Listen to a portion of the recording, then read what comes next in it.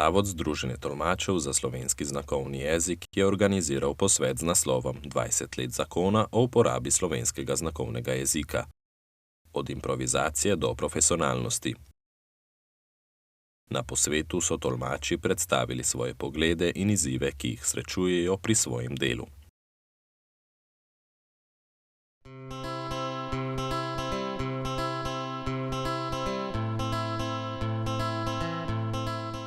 Tanja Đulijati Davinić je predstavila svoje ugotovitve pri tolmačenju na zdravstvenem področju, na katerem so gluhe osebe še posebej ranljive, in kakšna naj bi bila vloga tolmača na tem področju.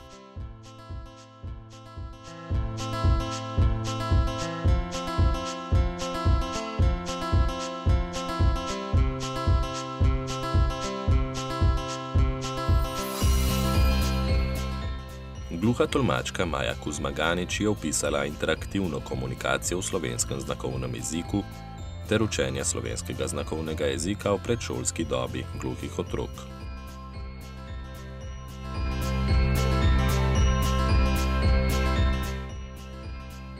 Veronika Ciglar je predstavila izzive in ovire pri tolmačenju v izobraževalnem procesu. Kaj je status tolmača pri celotnem učnem procesu? In da je potrebno sistematizirati delovno mesto tolmača za slovenski znakovni jezik v izobraževalnem sistemu.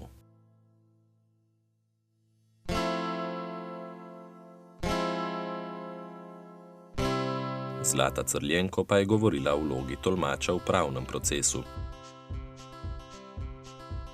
Tolmač mora biti namreč nevtralen in strogo profesionalen ter upoštevati pravico do molčečnosti oziroma popolne tajnosti procesa na sodišču.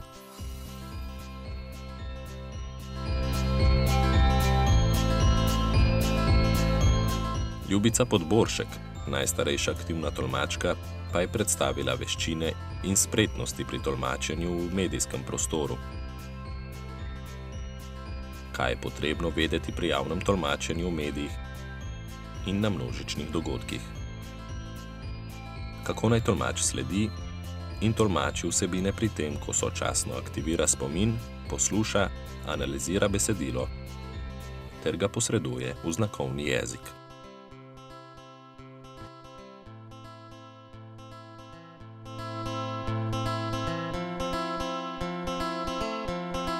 Natalija Spark je govorila o delovanju klicnega centra za osebe z okvaro sluha kot primer dobre prakse na tem področju dostopnosti javnih storitev.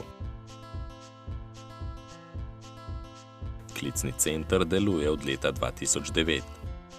Vse dni v letu, 24 ur na dan, in do sedaj je sprejel in uredil kar več kot 54.700 zahtevkov.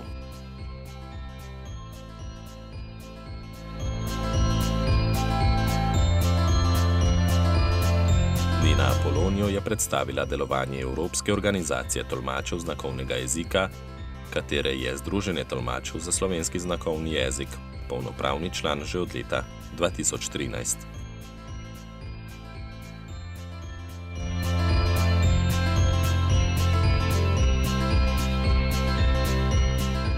Direktorica Zavoda Združenja tolmačev za slovenski znakovni jezik, Jasna Bauman, pa je izpostavila, da so tolmači promotorji slovenskega znakovnega jezika in da po 20 letih profesionalnega dela še vedno niso zadovoljni s svojim statusom.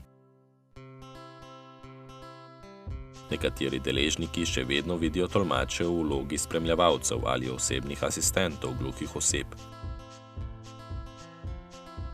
Pričakuje, da se Zavod Združenje tolmačev za slovenski znakovni jezik prepozna kot edina stanovska organizacija, ki izvaja pravico gluhih oseb do uporabe svojega jezika.